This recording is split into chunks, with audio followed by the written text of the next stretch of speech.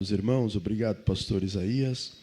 Nós vamos fazer várias referências bíblicas e vou citar uma primeira aqui, que vai ser uma das primeiras que nós vamos citar, que está no livro de Marcos, capítulo 16, verso 15, muito conhecido dos irmãos, que fala: ide por todo o mundo, pregar o evangelho a toda criatura.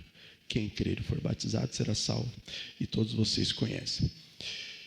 Nós vamos falar hoje aqui sobre o dia da visitação. Vamos tentar trabalhar em cima dessa frase. Os discípulos de Jesus Cristo sabiam muito bem da dimensão da responsabilidade e do trabalho que tinha sido dado por Jesus para eles fazerem. Prova disso é o texto que nós citamos aqui agora. Ide por todo o mundo, pregar o evangelho a toda criatura. Era uma dimensão enorme. Isso Jesus falou depois que ele já tinha ressuscitado. E ele falou, então, aos seus discípulos. Quando nós vamos lá para o livro de Atos dos Apóstolos, no capítulo 1, nós vemos Jesus já ressuscitado e dando as últimas palavras antes dele ser elevado ao céu. Quais foram as últimas palavras? Ele disse assim: não se preocupem com relação ao Estado de Israel, o reino de Israel. Não, mas recebereis poder do Espírito Santo que há de vir sobre vós. E ser-me-eis testemunhas, tanto em Jerusalém como em Judeia, Samaria e até os confins da terra. Então Jesus também disse que eles precisariam ser testemunhas até os confins da terra, grande dimensão.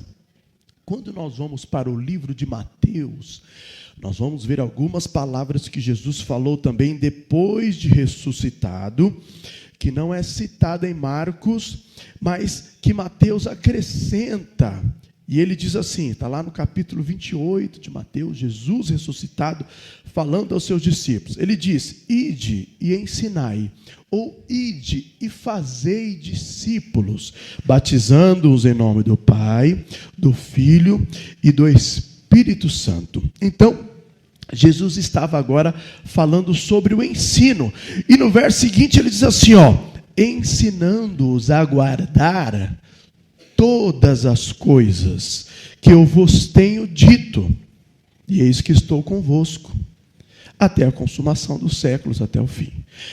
Então, olha só, além de proclamar a todo o mundo, eles tinham que ensinar todas as coisas que Jesus tinha dito para todo mundo. Eles tinham que alcançar com as boas novas de salvação, e na medida que alcançavam, eles tinham que ensinar para todo o mundo tudo é tudo. E Jesus disse: todas as coisas que eu disse para vocês, ensinem. Aí eles perceberam o seguinte: nós precisamos usar uma ferramenta que torne possível isso nos dias de hoje. E que ferramenta era essa? Era a língua grega, porque assim como hoje, o inglês é uma língua universal. Na igreja do primeiro século, na igreja dos apóstolos, a língua universal era o grego. Então eles falaram: nós vamos utilizar essa ferramenta para que através dela, ela nos sirva de auxílio, para que eu possa alcançar todo o mundo, como Jesus nos pediu, para que eu possa ensinar todas as coisas a todo mundo. Isso é precioso demais. Paralelamente a isso, após a descida do Espírito Santo, a igreja começou a multiplicar-se, a igreja começou a ter um crescimento extraordinário e as necessidades começaram a aparecer. Como nós vamos atender essa necessidade? Como nós vamos atender essa outra necessidade? E aí eles falaram: nós não podemos atender as necessidades da obra de Deus sem ter como base o ensino que Jesus nos deixou. Eu tenho que fazer o atendimento conforme o ensino. Eu tenho que fazer o atendimento conforme o exemplo que Jesus nos deixou. A igreja está se esparramando em todo o mundo. A organização desta igreja para confrontar o atendimento, precisa ser baseada no exemplo, no ensino de Jesus. Aí eles foram construindo. Vamos lá. A igreja precisa de alguém que cuide dela, que dê alimento, que leve as águas tranquilas. A igreja precisa de alguém que console. A igreja precisa de alguém que proteja. Jesus, ele nos deu esse exemplo. Lá no livro de João, no capítulo 10, Evangelho de João, nós vamos perceber que Jesus, ele deu esse exemplo. Ele disse assim, olha, se referindo a si mesmo, Jesus disse assim, o pastor, ele entra pela porta do aprisco, porque o porteiro abre para ele a porta. Ele chama as ovelhas pelo seu nome. As ovelhas conhecem a sua voz. Ele leva as suas ovelhas para as águas tranquilas, para as pastagens de alimento. O pastor, ele é a porta. Olha, Jesus dizendo assim, sabe o aprisco? Eu sou a porta do aprisco. Ele estava querendo dizer, ninguém entra no aprisco se não for por mim. Não há salvação, eu sou o caminho, eu sou a verdade. Aí ele diz, eu não sou somente a porta, eu sou o bom pastor. E por que eu sou? Porque eu dou a minha vida pelas ovelhas. E por que eu sou bom pastor? Porque eu sou o pastor verdadeiro. Existem pastores mercenários, que são pastores de mentira, que são pastores enganadores, mas eu sou o bom pastor. Aí os discípulos se lembraram disso, falaram, olha, a igreja precisa de um pastor. Nós precisamos achar no grego uma palavra que signifique, que traduza isso pontualmente. Eles foram procurar e acharam. A palavra é poimen. Poimen significa pastor. Então, a igreja precisa sim de um pastor. E existem referências bíblicas. Efésios 4:11, a Bíblia diz, Deus deu uns para apóstolos, outros para profetas, outros para evangelistas, pastores. Qual é a palavra que está lá? Poimen, no grego. Quando o apóstolo Pedro encontrou os pastores lá da igreja de Éfeso, ele disse, pastoreai o rebanho que Deus. Qual a palavra que tem lá? Poimanô, pastoreai. Então eles encontraram uma palavra que seria utilizada e que refletia a figura do pastor. Muito bem, mas a igreja precisa de outras pessoas, precisa de outras figuras para atender a sua necessidade. A igreja precisa de pastores, de pessoas que tenham experiência, que já passaram pela experiência, mas que não são só experientes, são experimentados. Ou seja, passaram pela experiência, foram experimentados e foram aprovados.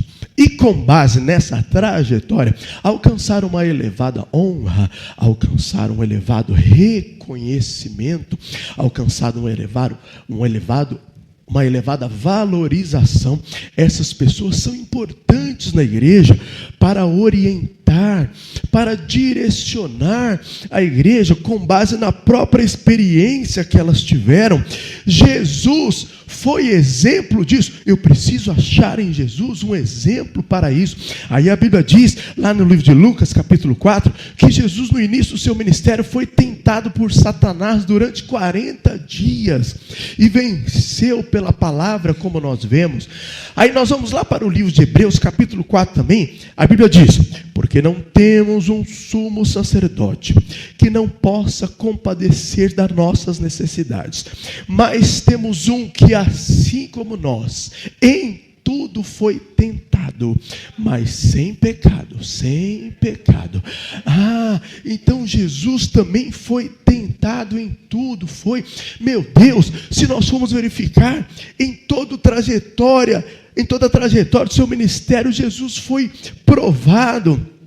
Até nos últimos momentos, até nas últimas horas agoniantes da cruz, ele foi provado para que se demonstrasse a sua obediência, a sua perseverança até o fim. Isso está refletido lá no livro de Filipenses, capítulo de número 2, quando a Bíblia vai dizendo no decorrer do capítulo, ela diz assim, e achado em forma de homem, foi obediente até a morte, e morte de cruz. Jesus foi obediente até os últimos segundos de vida, ele foi provado. Muito bem, então quer dizer que Jesus então é o nosso exemplo para essa necessidade da igreja? Ele também foi provado, mas nós precisamos de pessoas que depois que foram passaram pela experiência, foram experimentados, provados, aprovados, eles alcançaram honra, alcançaram elevada estima, palavras valorosas para a igreja de Cristo. Isso aconteceu com Jesus? Então vamos voltar lá para Filipenses capítulo 2. E achado na forma de homem, foi obediente até a morte, e morte de cruz. O que a Bíblia diz na sequência? Pelo que Deus o exaltou.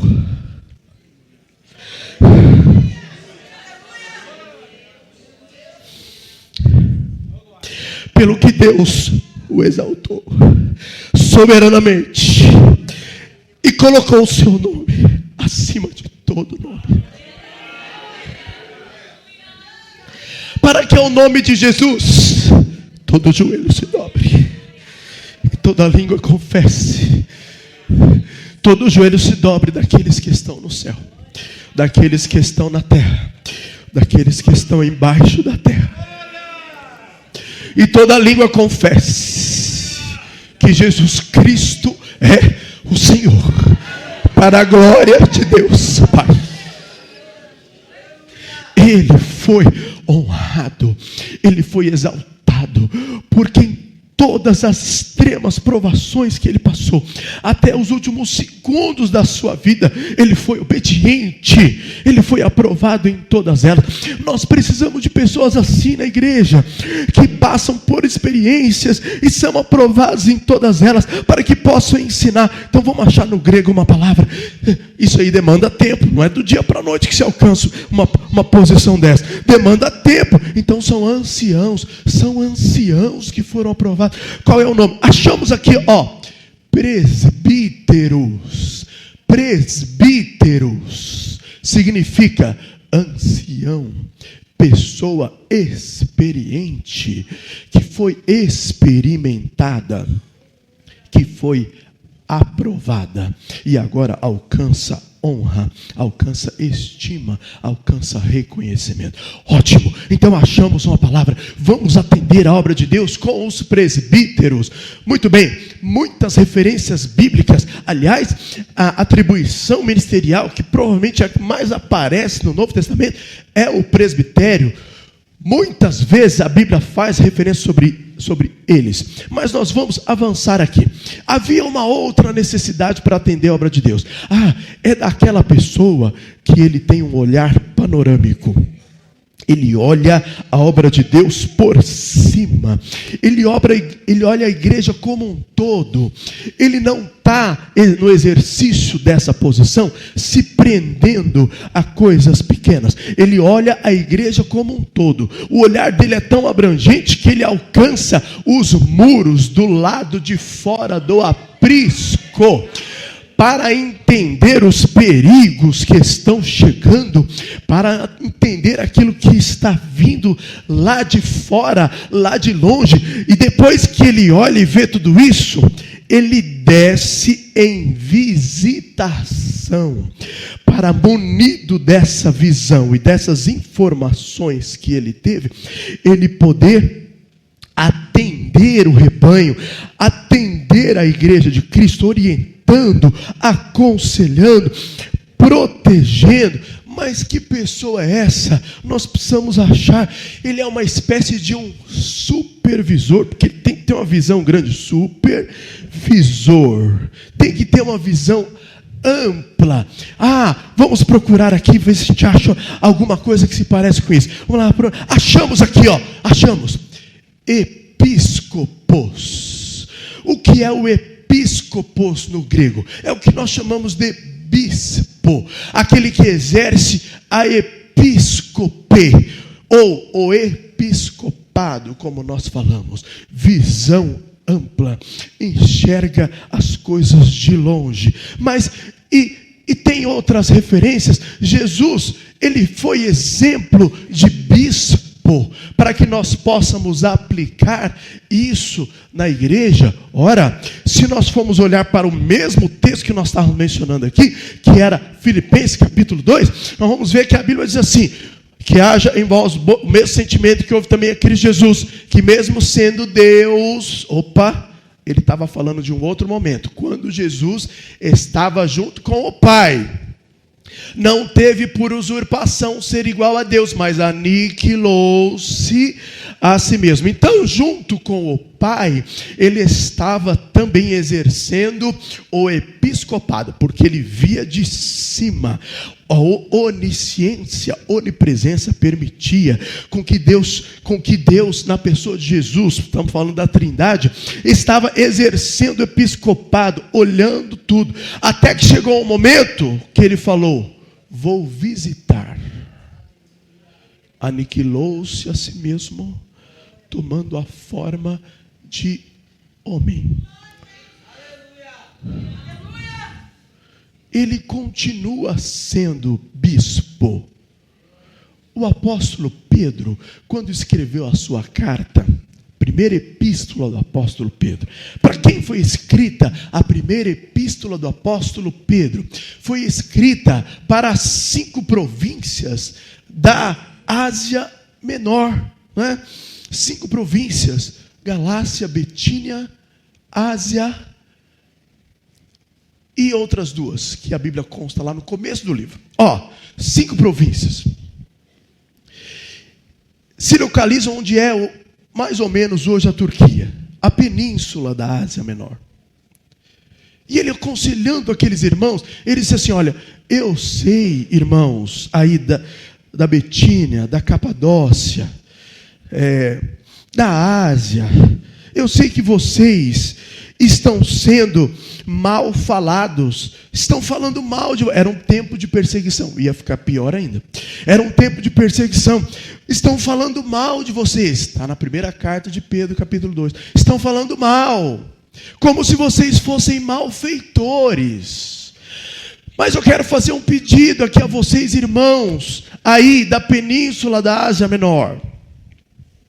Não deixem de ser honestos. E não deixem de praticar as boas obras, pelo fato de estarem falando mal de vocês, pelo fato de estar dizendo que vocês são malfeitores. Não deixem de fazer isso, praticar as boas obras, ser honestos. Por quê? Porque no dia do episcope, a Bíblia usa essa expressão. O que Deus está dizendo? No dia da visitação, o meu nome será glorificado.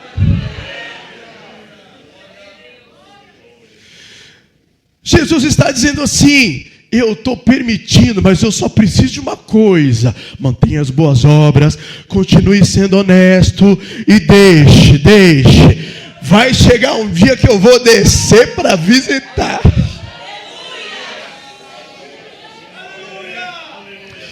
Quando eu descer e visitar, o meu nome vai ser glorificado. Eu vou mostrar que sou Deus na vida de vocês, que eu tenho o governo de tudo. O dia do episcope. Eu estava falando que Deus, na pessoa de Jesus, ele estava no céu, mas desceu em forma de homem. Será que existe um texto bíblico que mostra mais claramente Jesus exercendo o episcopado? Tem. Então nós vamos aqui para um cenário. Jesus estava próximo de entrar na cidade de Jerusalém. Ele estava na região de Betânia, de Batfagé. E ele chamou 2 discípulos e disse: olha, vão àquela aldeia mais próxima ali, e vai ter lá uma jumenta e vai ter um jumentinho. Traz os 2, tá? Traz para mim. E aí alguém vai perguntar alguma coisa. Vocês falam: olha, o mestre mandou. Aí eles foram lá, estava lá a jumenta, estava o jumentinho. Pegaram, foram soltar eles. Aí os donos, os outros: peraí, o que estão fazendo aí com o jumento? é que o mestre precisa deles. Então tá bom, então pode levar. Aí levar, quando Deus manda, dá tudo certo, né, irmão? Quando Deus manda, dá tudo certo. Levaram, quando chegaram lá, jogaram em cima do jumentinho, ninguém tinha montado nele ainda. Jogaram em cima do jumentinho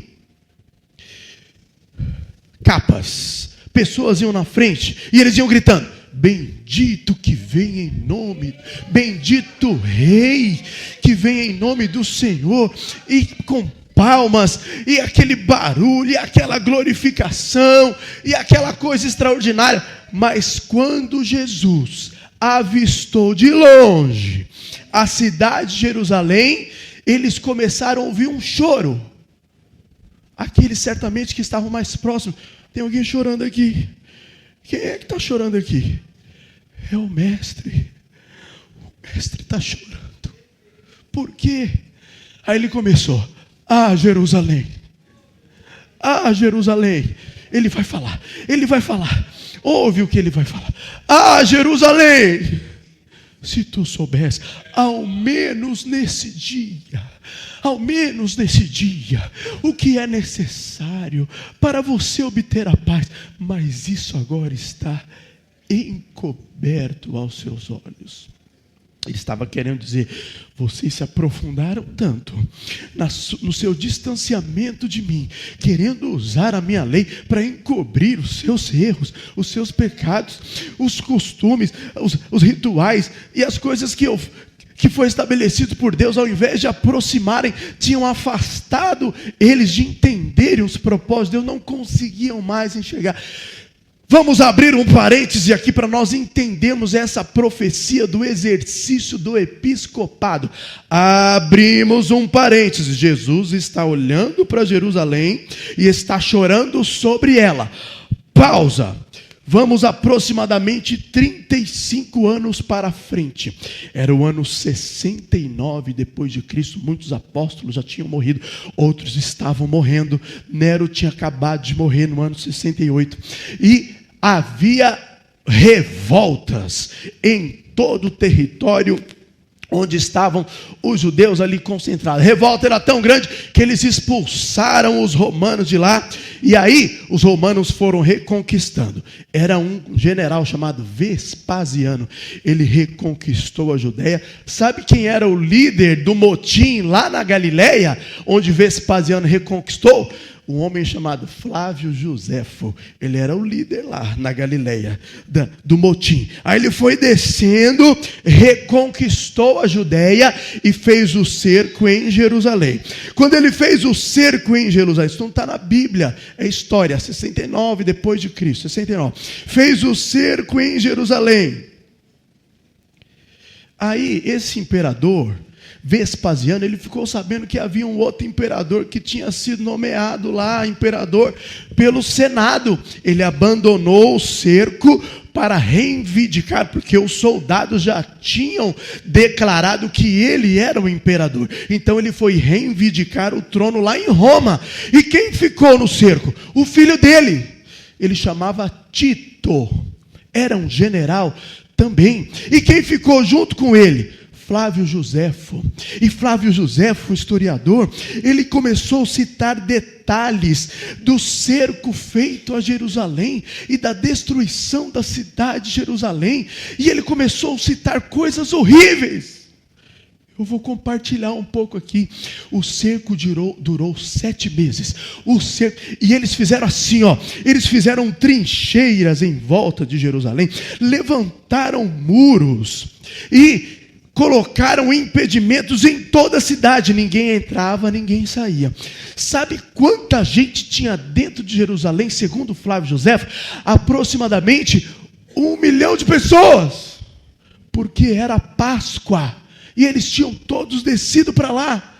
Ficaram presos. Ninguém saía, ninguém entrava. Não entrava mantimento, não entrava comida, não entrava nada. Cercaram. Conforme os dias foi passando, a fome começou a tomar conta de Jerusalém, de uma forma tão terrível, que migalhas eram vendidas a preço de ouro, migalhas. Daqui a pouco, comida não tinha preço mais. Começaram a acontecer os saques. Eles entravam nas casas para comer, saqueavam, maltratavam as pessoas que estavam lá. Chegou um tempo que o desespero bateu e as pessoas começaram a querer fugir. Sabe o que o exército romano que estava em volta começou a fazer? Crucificar as pessoas que estavam fugindo. Crucificar. Flávio Joséfo chega a dizer que teve um momento dessa fuga, pastor Isaías, que eram crucificados aproximadamente 500 pessoas por dia. Crucificadas 500 pessoas por dia. Virado para Jerusalém, para todo mundo olhar quem estava no muro. Foi uma devastação tão grande que diz que as árvores da região foram devastadas, não tinha mais madeira para crucificar. A fome era tão grande que as pessoas estavam morrendo, não tinha mais onde enterrar. Isso é fato histórico. Dentro de Jerusalém não tinha mais onde enterrar as pessoas, e o mau cheiro começou a tomar conta da cidade. As pessoas começaram a dizer: que sorte tiveram aqueles que já morreram, porque não existe lugar pior na terra do que Jerusalém.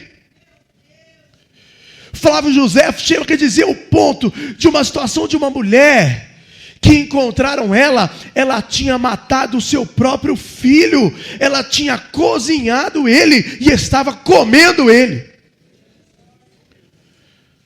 No desespero,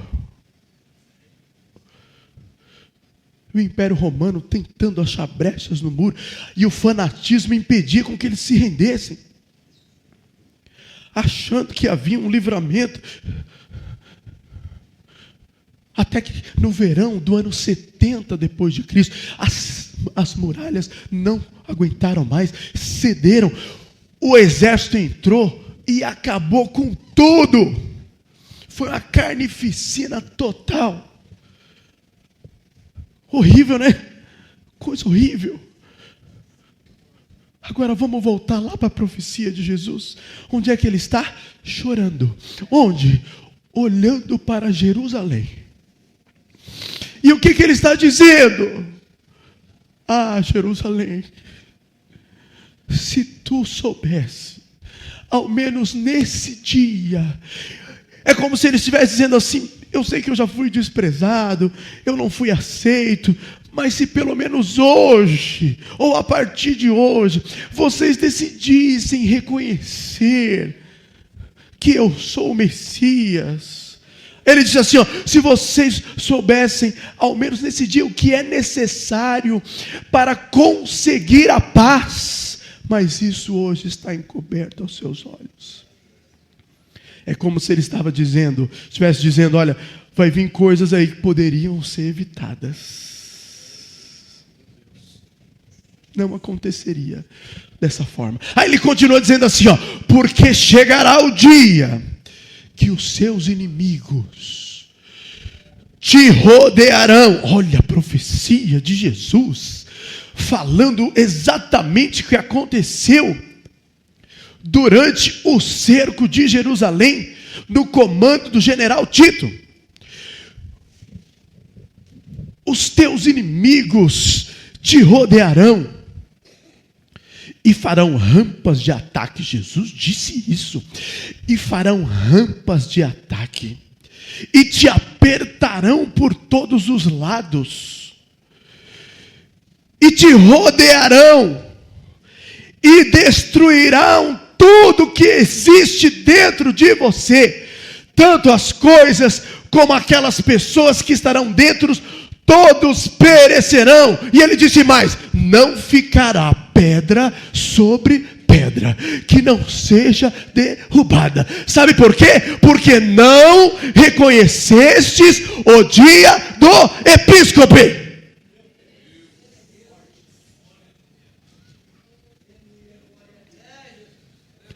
Eu estava no céu sabia o que precisava ser feito.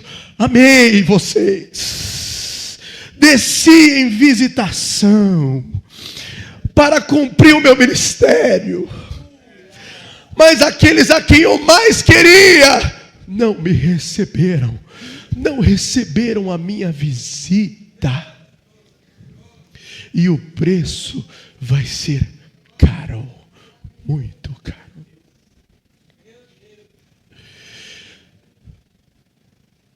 Deus ainda é o bispo das nossas almas. Quem disse isso foi o apóstolo Pedro, na mesma carta que ele mandou aos irmãos lá da península da Ásia Menor. Ele disse isso. Ele falou assim: antes vocês andavam desgarrados, agora vocês retornaram para o vosso pastor e bispo das vossas almas. Lá existe essas duas palavras: retornaram para o poimen, pastor, e para o episcopos, ou seja, o bispo das vossas almas. Significa que Jesus ainda exerce o episcopado hoje. Ele ainda é o bispo. A Bíblia diz que ele é o bispo das nossas almas. E eu quero dizer uma palavra muito séria aqui hoje. Tem muitos que têm recebido a visitação dele, mas não têm valorizado. Ele olha de cima e ele constrói projetos. Ele olha de cima e ele estabelece planos, escolhe pessoas, e muitas vezes ele chega na pessoa e a pessoa fala: não, agora não, eu vou obedecer, mas não tudo, eu vou fazer, mas vou fazer parcialmente, eu vou atender, mas vou atender só daqui à frente. Isso é desvalorizar o episcopado. Deus ainda visita. Deus ainda visita.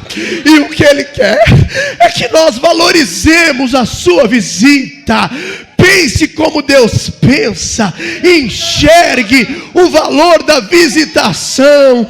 O dia que ela chegar com direção, o dia que ela chegar com chamada, o dia que ela chegar com autoridade, o dia que ela chegar com dons, o dia que ela chegar com renovo, abrace com todas as suas forças, como se a sua vida dependesse disso, e fala: Senhor, o Senhor era o episcopos, o Senhor é o bispo das nossas almas, eu estou aqui e é preciosa para mim a sua visitação.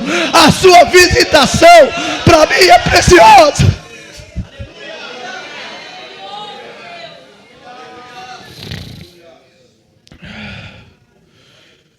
Ele foi e continua sendo o bispo das nossas almas.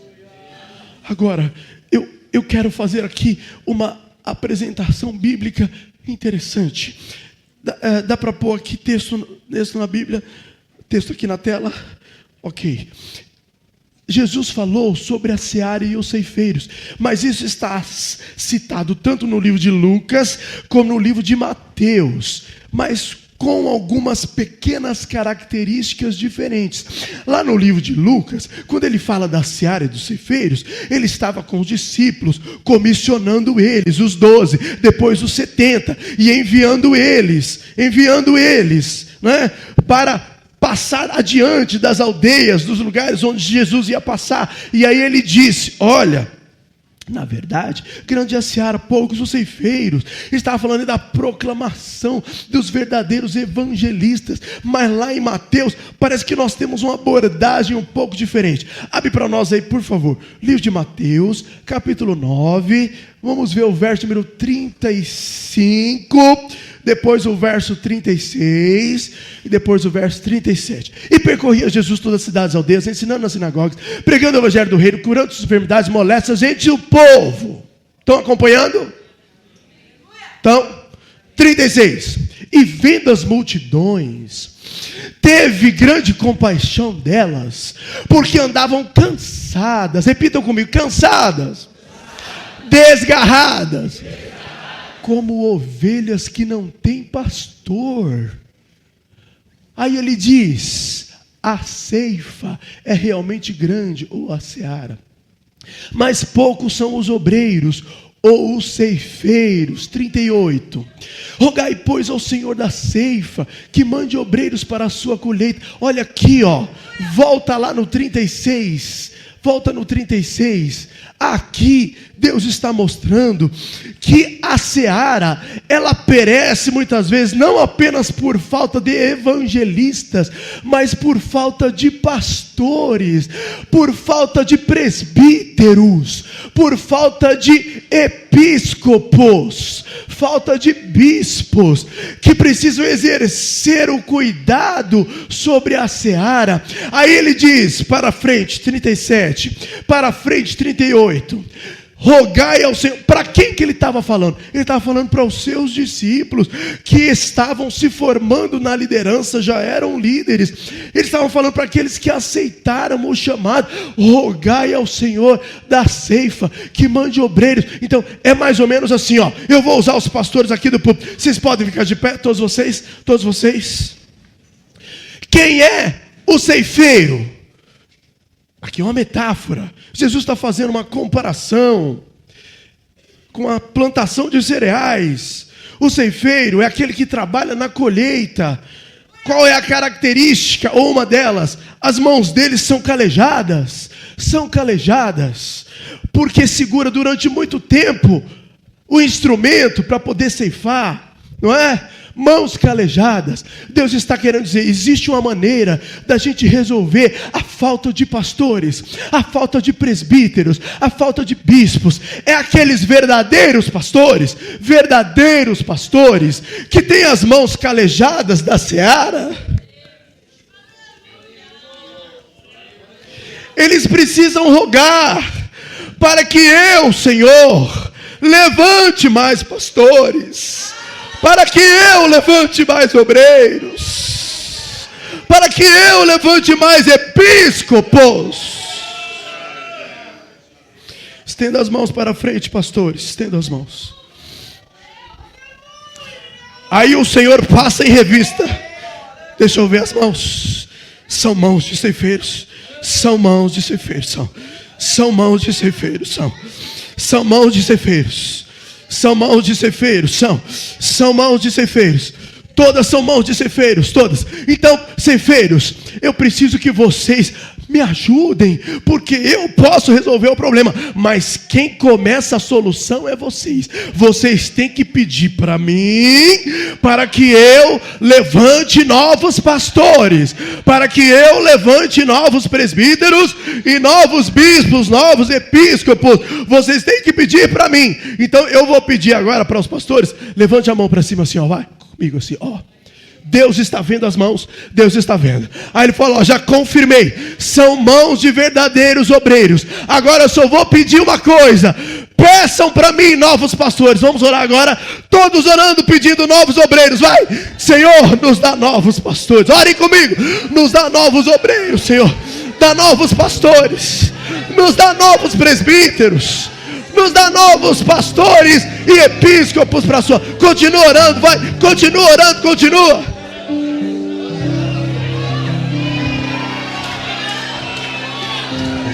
Levanta aqui, levanta. Eu já atendi a oração de vocês. Olha aqui, já levantei mais vários. Levantei vários aqui.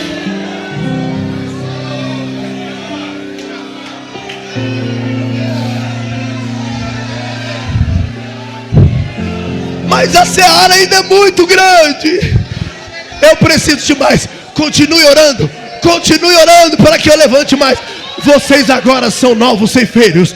Mãos para cima. Já estão calejadas. Vocês vão orar junto com eles. Peçam para que Deus mande pastores. Peça para que Deus mande. Vai, vamos orar, Senhor. Levanta pastores, levanta presbíteros, levanta, Senhor, novos episcopos. Agora vocês aqui, todos vocês, levantem, vai. Eu ouvi a oração e já levantei mais vários aqui, vai.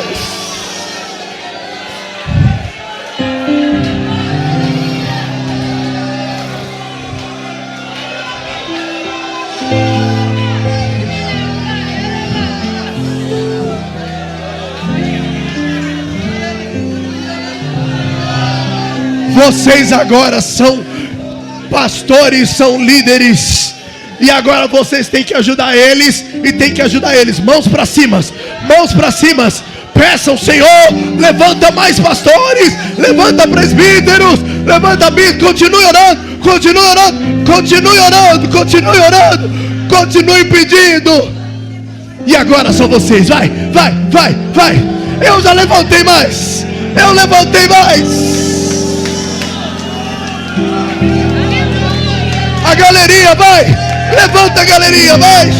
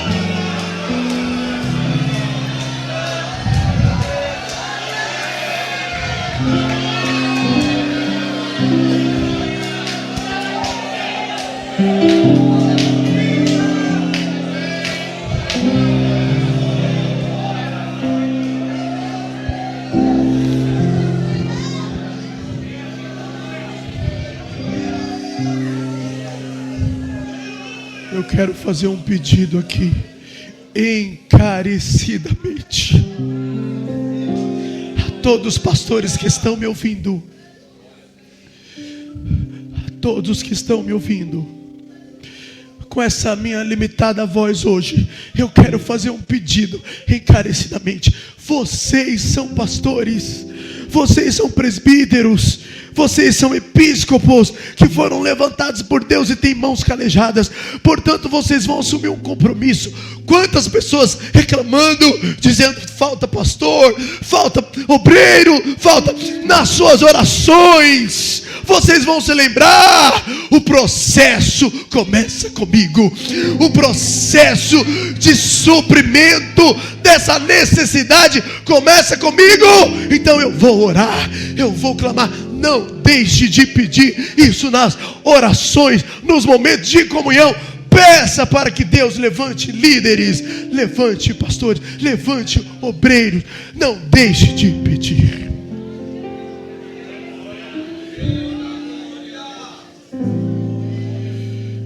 É importante uma rápida explicação aqui. Fica muito claro na igreja primitiva, na igreja da primeira aliança, melhor, da segunda aliança, na igreja do primeiro século, fica muito claro que eles se referiam a episcopos, a bispos e a pastores, geralmente se referindo ou se direcionando à mesma pessoa. A mesma pessoa. Vocês não viram o que o apóstolo Pedro disse a respeito de Jesus para os irmãos lá da península da Ásia Menor? O que ele disse? Vocês eram desgarrados, agora vocês foram trazidos para o pastor e bispo. Ele estava se referindo a Jesus. Vamos citar o exemplo lá do apóstolo Paulo. Rapidamente, vamos pôr na tela para nos ajudar, que isso acho que vai ter uma contribuição importante. Atos dos Apóstolos, capítulo 20. Põe aí para nós o verso 17. Atos, capítulo 20 e o verso 17. E de Mileto mandou chamar os anciãos. Nós já falamos o que significa aqui anciãos. Qual é a palavra? Presbítero. Ele estava falando, manda chamar os presbíteros da igreja. É a tradução da palavra presbítero, que é uma palavra grega. Presbíteros, grego, se traduz ancião. É a pessoa da experiência, do experimento, assim como foi Jesus, que nós já falamos. Aí eles vieram. Atos 20, 28. Põe aí 28.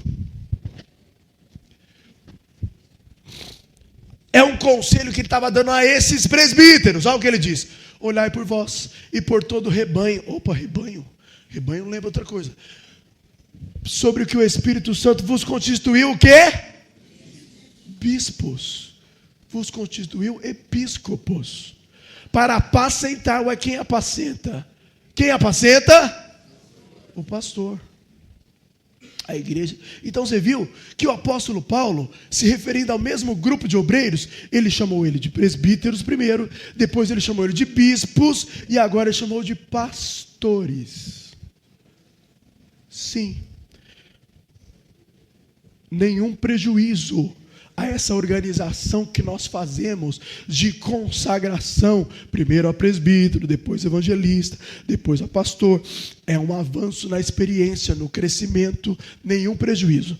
Mas essa realidade da igreja primitiva nos traz lições importantes que nós precisamos viver hoje, porque tudo que nós precisamos fazer tem que ser baseado no ensino de Jesus, nos ensinos dos apóstolos, na Bíblia Sagrada. Ela vai ser sempre a nossa maior referência e os princípios não se mudam, não é verdade?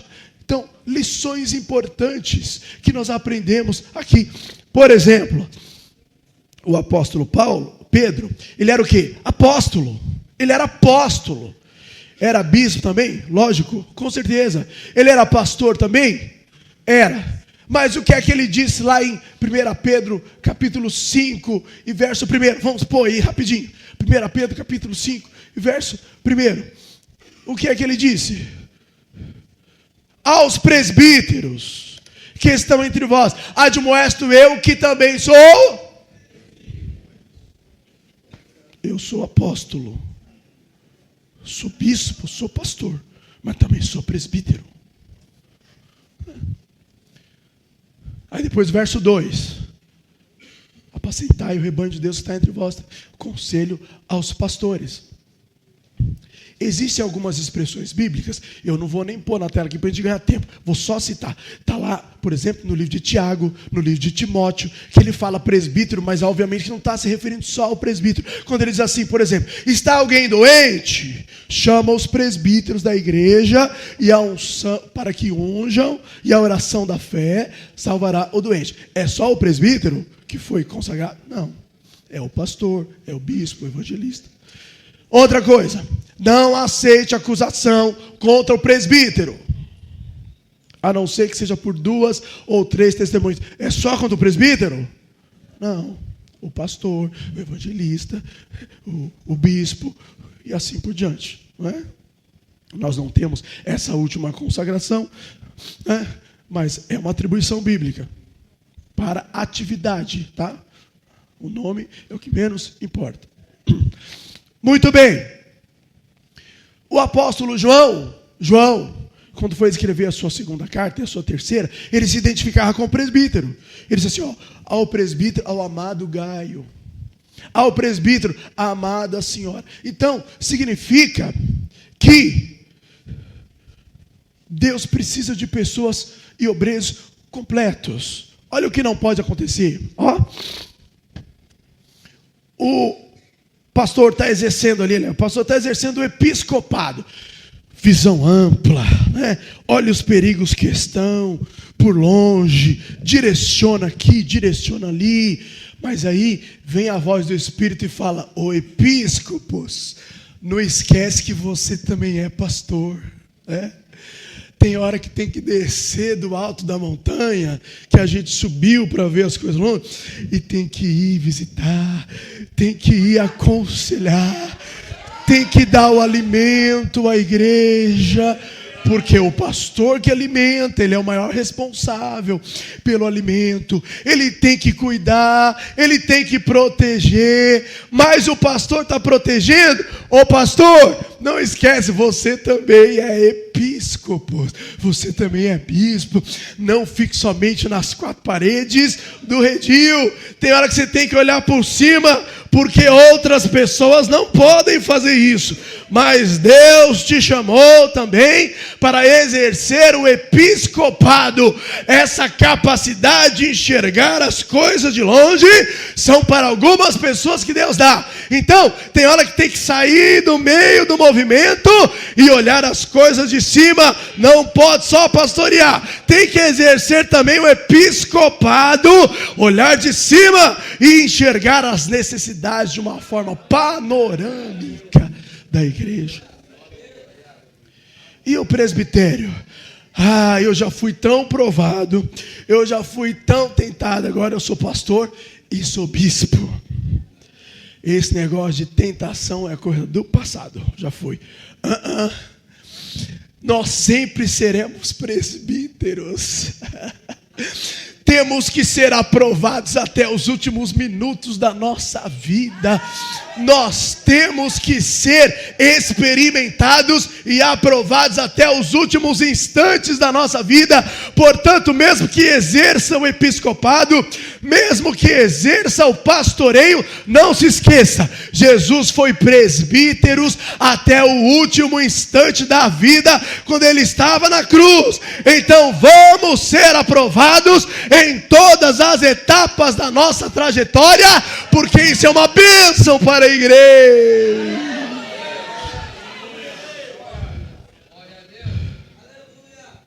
Jesus continua exercendo o pastoreio, não só o episcopado. Não foi isso que o apóstolo Pedro diz? Ele é o pastor e o bispo. Lá em Hebreus, o escritor chega a dizer, ele é o grande pastor das ovelhas. Posso dizer uma boa notícia? Eu quero dizer uma boa notícia. Eu estou quase terminando, tá? Eu quero dizer uma boa notícia. A boa notícia é que a Bíblia diz que Jesus, ele vai continuar pastoreando na eternidade. Meu Deus, ele vai continuar pastoreando na eternidade. E eu preciso ilustrar aqui rapidamente, está lá no Apocalipse, está no Apocalipse, Jesus pastoreando na eternidade. Que cenário é esse? O apóstolo João estava lá, de repente ele viu uma grande multidão. O apóstolo João, tem algum João aqui? João, aqui no púlpito? Só tem você, pastor João? Vem cá, vem aqui. Você vai ser o apóstolo João aqui agora. Já tem o seu nome mesmo, né? Então já está meio caminho andado. O apóstolo João está aqui. Ele foi elevado, ele foi arrebatado, e ele está tendo visões extraordinárias. E numa das visões, ele viu uma multidão enorme. Eu preciso que vocês me ajudem.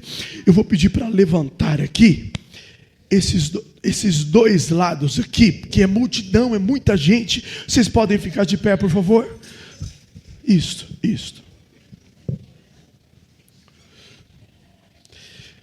E essa multidão que João está vendo, elas estão todas com vestes brancas.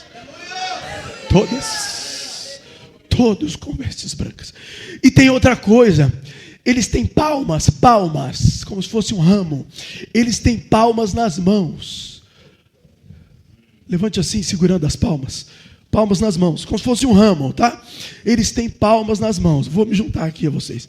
Tem palmas nas mãos. E eles estão todos vestidos de branco. E a Bíblia diz que eles estão virados de frente para o trono. Tem alguma mesa solta aqui? Gil, você. A cadeira está solta, né? Não está solta? Pega uma solta ali, Gil. Leva ela aqui para trás do púlpito. Senta lá, Gil, rapidinho. Eles estão olhando para o trono de Deus. Pode sentar. Você está representando agora Jesus o Cordeiro.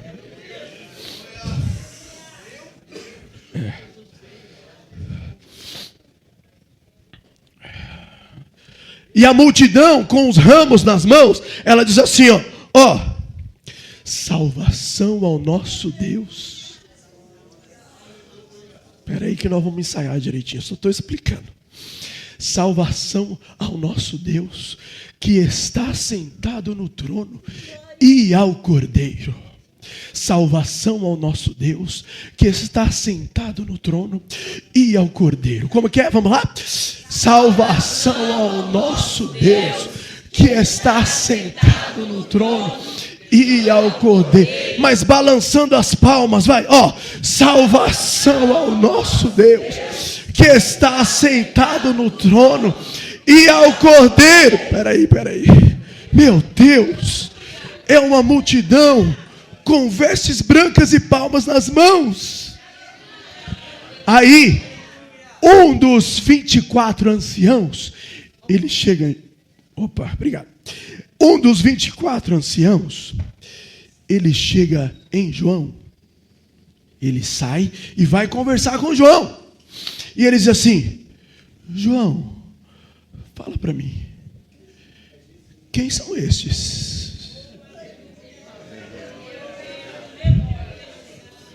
João, fala para mim, da onde eles vêm?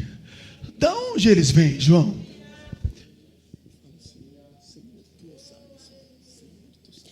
Senhor, tu sabes. Foi isso que João disse.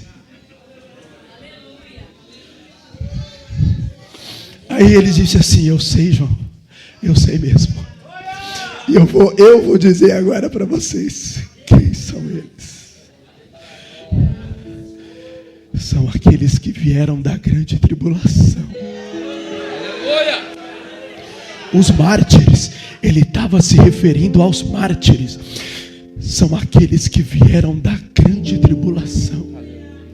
Ô João, tem só uma coisa: eles lavaram e branquearam as suas vestes no sangue do Cordeiro. Do sangue do Cordeiro.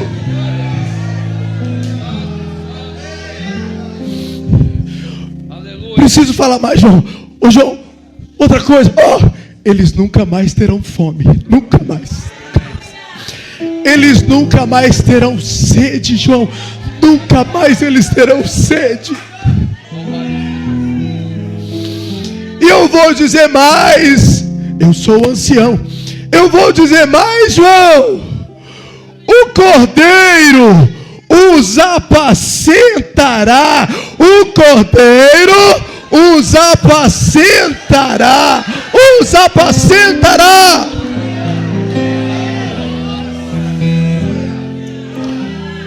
Ele vai exercer o pastoreio na eternidade.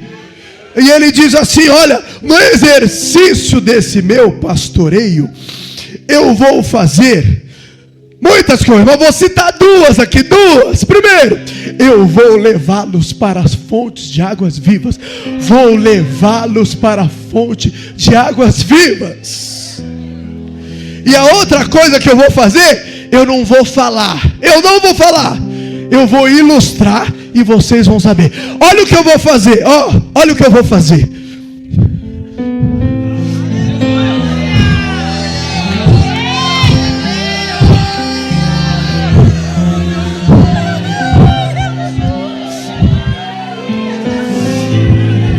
Toda lágrima eu vou enxugar. Eu vou enxugar toda lágrima. Eu vou enxugar toda lágrima. Eu vou enxugar.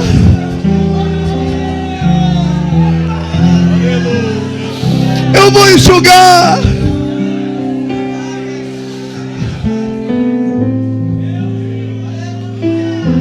Deus exercerá o seu pastoreio na eternidade. Vocês podem permanecer em pé, por favor. Permaneça em pé. Permaneça em pé. Podemos nos levantar aqui, por favor? Nós já estamos terminando, passamos um pouquinho aí do horário, mas eu quero compartilhar a última coisa. A última.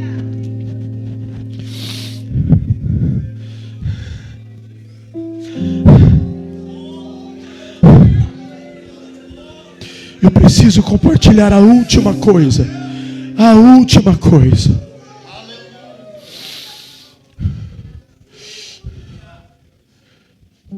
Eu estava orando. Vocês sabem que Deus ainda é o bispo das nossas almas, não é? Significa que Ele ainda visita. E na minha oração eu disse: Senhor,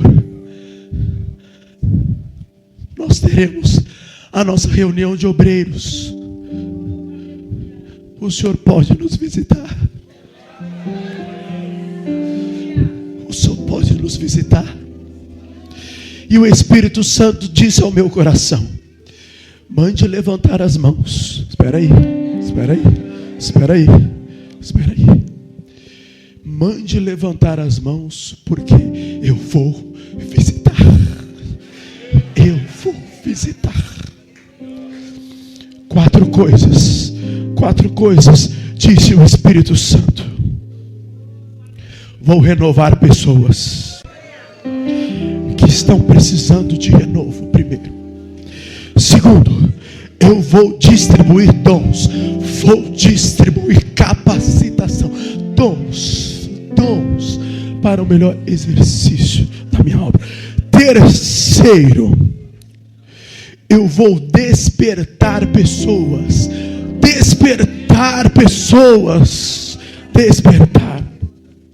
E quarto, vou encher.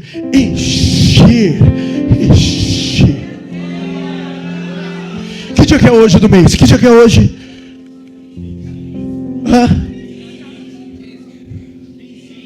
Hoje é dia 15 do mês de junho do ano de 2025. Deus separou o dia 15 de junho de 2025 para ser um dia de visitação. E nós vamos orar aqui agora. E Deus vai visitar a sua igreja. Nós vamos orar junto agora. Eu vou fazer um pedido. Os pastores que estão na linha de frente, estendam as mãos para frente. Para frente, assim, para frente. Nós não temos como alcançar a todos, mas eu vou alcançar a mão de vocês, e vocês alcançam o de trás. O de trás alcança o de trás. E o de cá. Todos entenderam aqui? Aqueles que estão aqui na frente e nos corredores, abram os braços assim. Os que estão nos corredores, os braços assim. Isso. Nós vamos passar aqui e a gente pega em vocês. Você pega em quem está do lado. Pega em quem está do lado. Entenderam? Porque Deus separou hoje para ser o dia da visitação.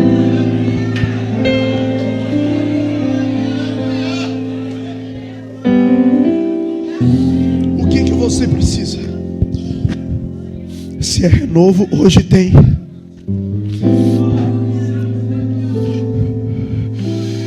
Hoje tem. Vamos orar agora. Permaneçam assim. Mas não se esqueça, conforme nós tocarmos, toquem quem está do lado, tá bom? Nós vamos pedir agora. Feche os olhos e ore a Deus comigo. Ó Senhor da glória, Espírito Santo, que não se engana, a tua igreja precisa ser renovada. A tua igreja precisa de dons. A tua igreja precisa ser cheia. A sua igreja precisa de despertamento. Quantos precisam? Eu quero te pedir agora, Pai, desce a sua visitação, conforme o Senhor tem nos falado, e nos alcança agora. Desce a visitação e nos alcança agora. Desce a visitação e nos alcança agora. Desce, Pai, desce com a sua visitação e nos alcança agora. Desce, passa do lado, passa do lado. Deus está visitando, passa do lado.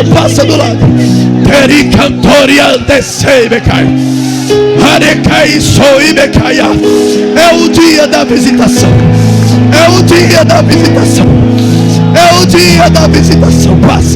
Passa do lado.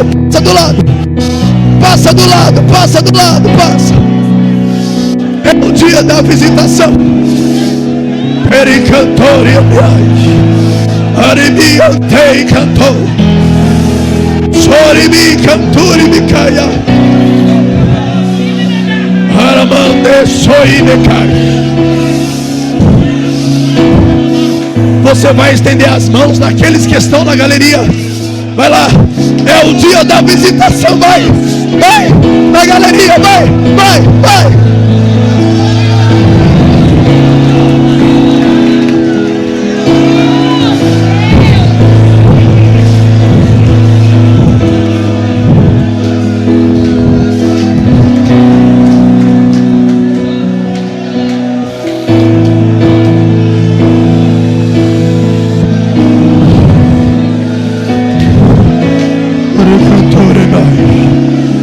Ore cantore ande soica.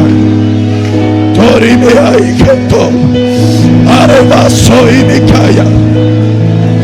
Tiri mi cantori ai. Ore manda soi canto me caia. Vere me sori me caia. Tante si me cas. Ore mi antori me caia. Aramando sore me cai. Tere mi ai, tori mi cantori mi ai. Visita, Senhor. Visita a sua igreja. Visita o ministério. Renova, Senhor meu Deus, dá dons. Desperta, enche-nos nesta manhã. Toriai, cantore me cai. Aremia, soribia.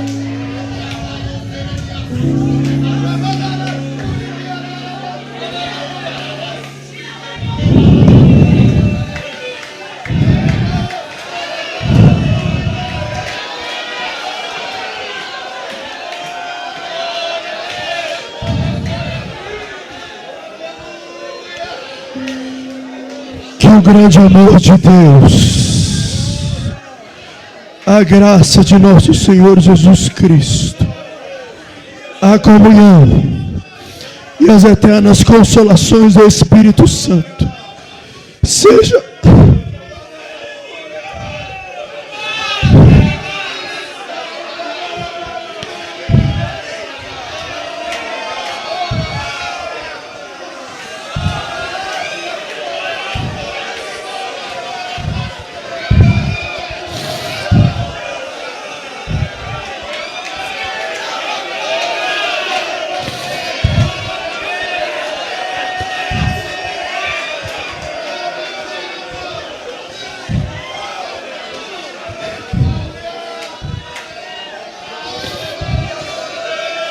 seja com toda a igreja do Senhor e com ela permaneça, não somente hoje, mas para sempre.